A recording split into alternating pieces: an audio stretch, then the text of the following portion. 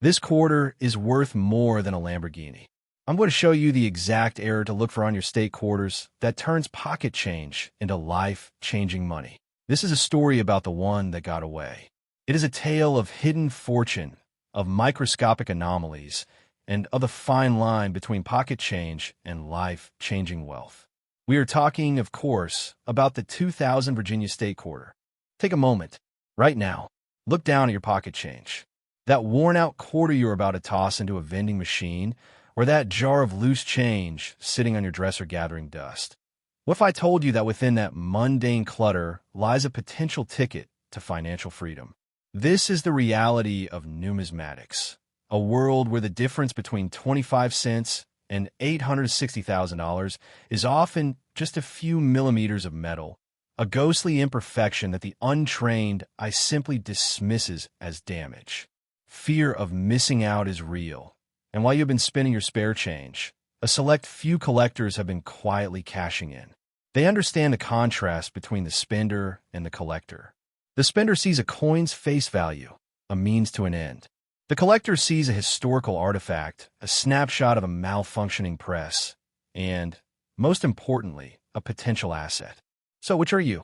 Are you content to let your fortune slip through your fingers like grains of sand?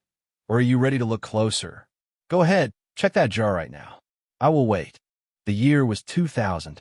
The United States Mint was in full swing producing the wildly popular 50-state quarters program. The Virginia quarter, the 10th coin issued in the program, was rolling off the presses in massive numbers. Nearly $1 billion from the Philadelphia Mint alone, and over $600 million from Denver. It is a beautiful design, featuring the historic ships Susan Constant, Godspeed, and Discovery, commemorating the founding of Jamestown. It represents exploration and new beginnings.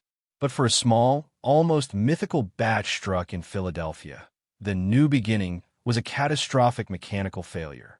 Deep within the Philadelphia Mint, one singular coining press went rogue. It began spitting out errors in a riotous explosion. We are not talking about a slight misprint.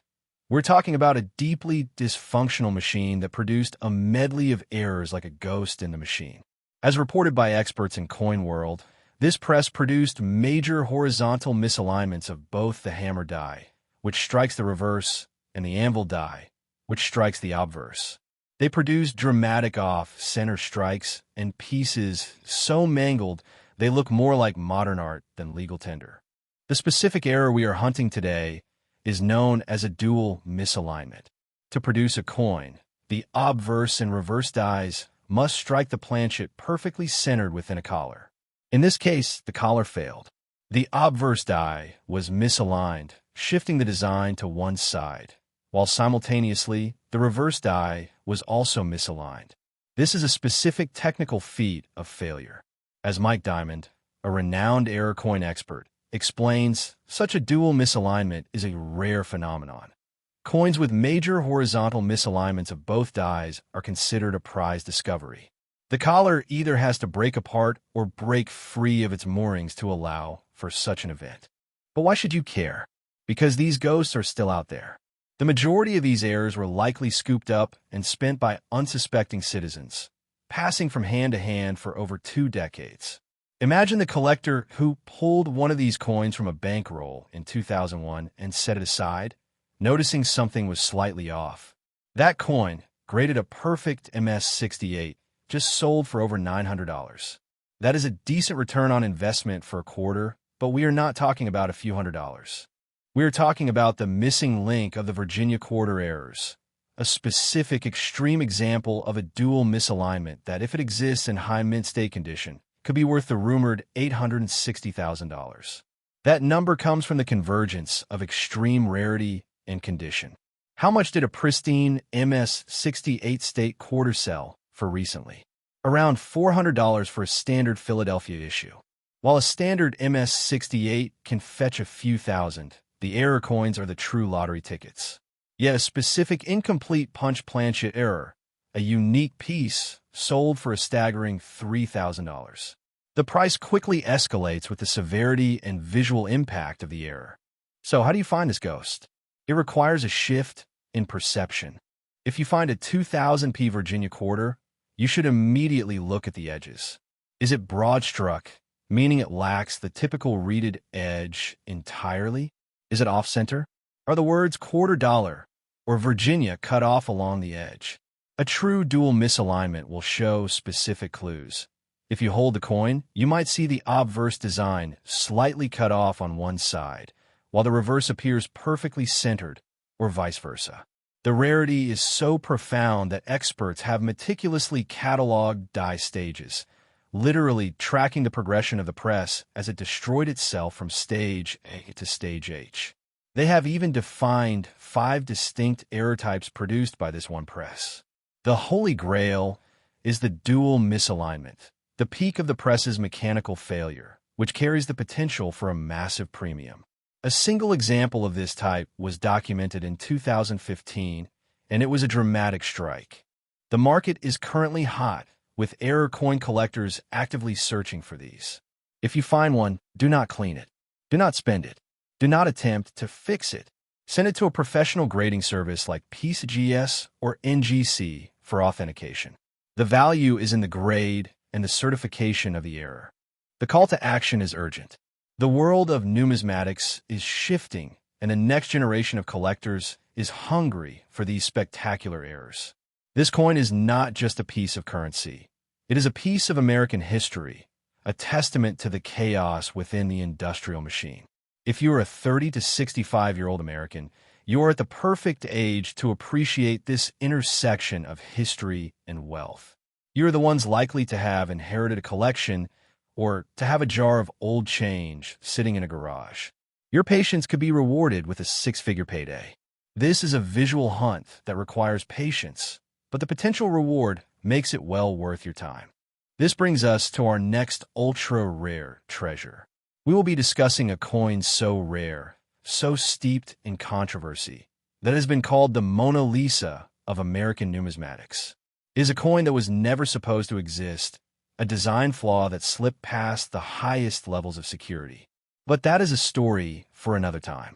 Until then, keep your eyes on your change and your mind open to the wealth hiding in plain sight. There are billions of coins in circulation today, but only a handful hold the power to change your life. Imagine walking past a fortune every single day without ever knowing it. Today, we are going to dive into the world of the 1999 Connecticut quarter, a coin that might look like standard pocket change but has the potential to be worth as much as a house. Do not spend another dime until you listen to what we have to say. The year 1999 marked the beginning of the 50-state quarters program, a time when America fell back in love with its currency. The Connecticut quarter, featuring the iconic charter oak, was minted in massive numbers. Over 688 million were struck at the Philadelphia Mint alone, and over 657 million in Denver.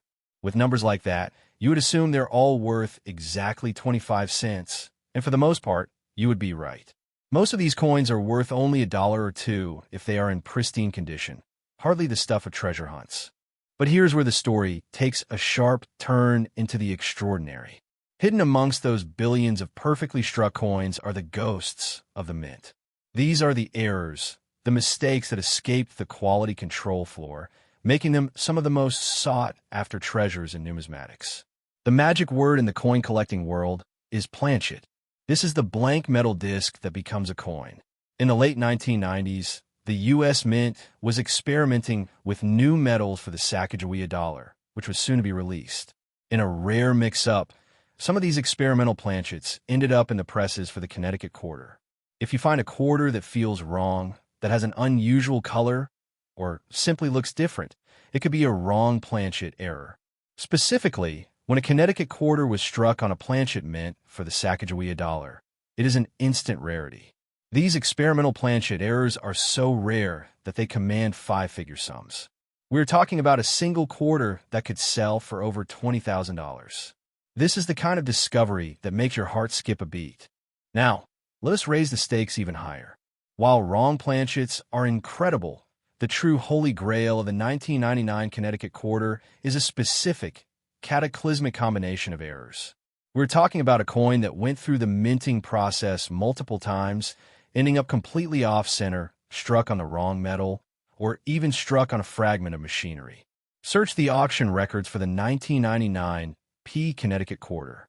You will find a coin graded MS66 by NGC, described as bonded pair, triple struck, selling for $3,120. You will find another, struck on an aluminum feeder finger, selling for $3,720. In an earlier auction, a 1999 P Connecticut quarter with a triple strike error fetched over $4,300. These are not small sums. These are serious investments hiding in your pocket. But what about the specific errors that push the value up to $660,000? The experts will tell you that the most valuable errors involve drastic mistakes that are visually stunning and impossible to miss. These are the coins that have been authenticated by top-tier grading services like PCGS or NGC. We are talking about coins with dramatic off-center strikes, missing clad layers that reveal the copper core, or those struck on entirely wrong planchets that give the coin a completely different color and weight. The value is driven by the scarcity and the severity of the mint error. The market for error coins has been heating up, with collectors paying a premium for these ghost coins. They are pieces of history that were never meant to exist. So, here is your call to action. Go and check your coin jars. Look at the quarters in your wallet. Do not look at the date or the mint mark as much as you look at the coin itself. Is the edge smooth, or does it look off? Does the design look like it slid off the coin? Is the color slightly wrong? Look for the charter oak tree. If it is off-center, if the tree is missing a branch, or if the coin is struck on a golden color planchet, you might be holding a life-changing asset. This is your FOMO moment. The treasure is out there, and it could be in your possession right now. Finding a coin like this is not just about the money. It is about joining an elite group of people who understand that wealth is often overlooked. It is about the thrill of the hunt and the realization that true value often hides in plain sight. The 1999 Connecticut quarter is a testament to the fact that sometimes the greatest treasures are the ones we carry in our pockets every day, waiting for the right eye to spot them. You have just unlocked the secret of a 1999 Connecticut quarter, but our journey into the world of hidden fortune is just beginning. There is a specific error on the Wisconsin State quarter that involve a leaf of corn that could be worth even more. Stay tuned for our next deep dive into the ultra-rare coins that can make you a fortune. Until then, keep looking and never underestimate the power of pocket change. You're holding a coin in your hand. It is a 2000 South Carolina quarter. You got it as change for a cup of coffee, perhaps from a vending machine, or maybe it has been sitting in a jar on your dresser for the last 20 years, buried under a pile of receipts and forgotten keys. And in about 30 seconds, you're going to learn that this seemingly insignificant piece of pocket change could be the key to unlocking a life you have only ever dreamed of. This is not a clickbait headline, and this is not a fairy tale. This is the reality of numismatics, where the line between currency and treasure is drawn by the smallest of details. Let me ask you a question. When was the last time you actually looked at the coins in your pocket? Not just glanced at them to see if you had enough for the parking meter, but truly inspected them? The answer, for most of us, is never. We are spenders, not collectors. We see a coin as a tool, a means to an end. We are programmed to believe that a quarter is a quarter, worth exactly 25 cents and nothing more. But this assumption is costing Americans millions of dollars every single year. The difference between a spender and a collector is not a matter of wealth.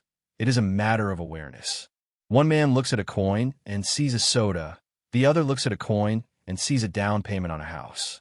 We are about to dive deep into the world of the 2000 South Carolina quarter, a coin that has sent shockwaves through the numismatic community. I want you to stop what you are doing right now and picture that coin in your head. Got it? Now, I want you to look for the P mint mark. That tiny letter tells us it was struck in Philadelphia.